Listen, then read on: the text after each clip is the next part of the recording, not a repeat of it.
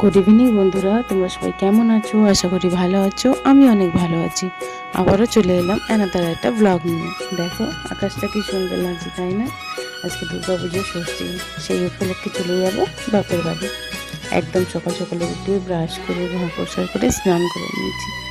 এই যে আজকে একটা নতুন কুর্তি পরে চলে যাব বাপি মায়ের কাছে। এই কুর্তিটা দিয়েও আমার একটা প্রিয় ননদের, কি সুন্দর লাগছে তাই না? আমার তো ভারী পছন্দ হয়েছে। অনেকটা সকালবেলায় আছি, তাই একদম বেশি সাজগোজ করবো না, একদম হালকার ওপরেই সাজবো। এখানে একটু টোনার আর একটু সানস্ক্রিন মেখে নিলাম। বাইরে যেহেতু প্রচণ্ড রোদ, তাই সানস্ক্রিন অবশ্যই দরকার। সাথে একটু কনসিলার আর লিপস্টিক। লিপস্টিক তো সব মেয়েরাই পরতে ভালোবাসে জানেনি, আর আমি পরতেও ভীষণ ভালোবাসি।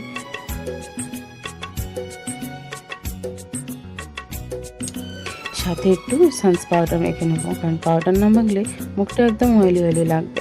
তো এখানে একটু সানস পাউডার অ্যাপ্লাই করে নিলাম ফেসে।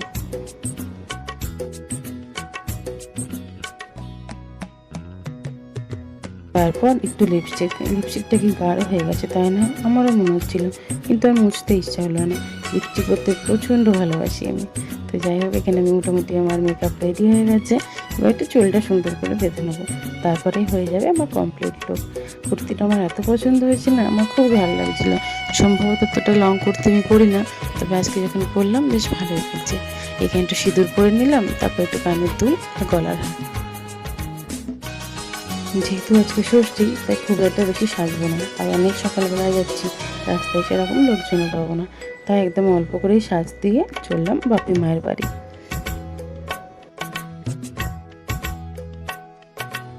আমি একদম রেডি, একটুখানি বডি স্প্রে মেখে নেবো। সাথে কিউট জ্যাকেট, দেখো এই কুর্তিটার সাথেই জ্যাকেটটা দেওয়া।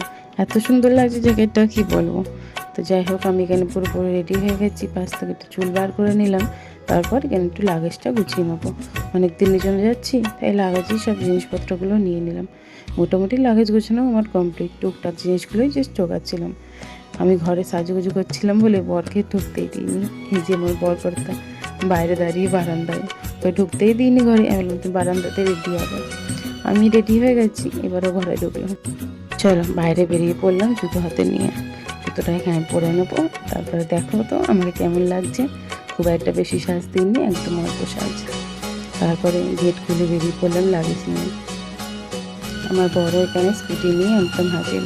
সে স্কুটি করেই যাবো বাবার বাড়ি। শাশুড়ি মাকে আসছি বলে বেরিয়ে পড়লাম রাস্তার দিকে।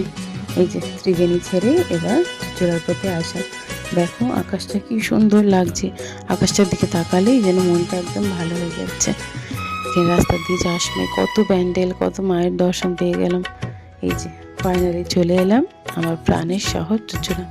ছোট্ট থেকে এখানে মানুষ তো, তাই শহরটাকে একটু বেশি ভালোবাসি। যেতে যেতে অনেক মায়ের দর্শন হয়ে গেল।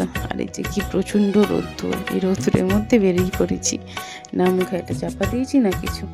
এই যে আমার বরকর্তা, বেশ মনটা খুশি খুশি হয়েছে, যেহেতু বাপের বাড়ি যাচ্ছি। চলে এলাম আমাদের মাঠের ধার। এটা অনেক পুরনো জায়গা।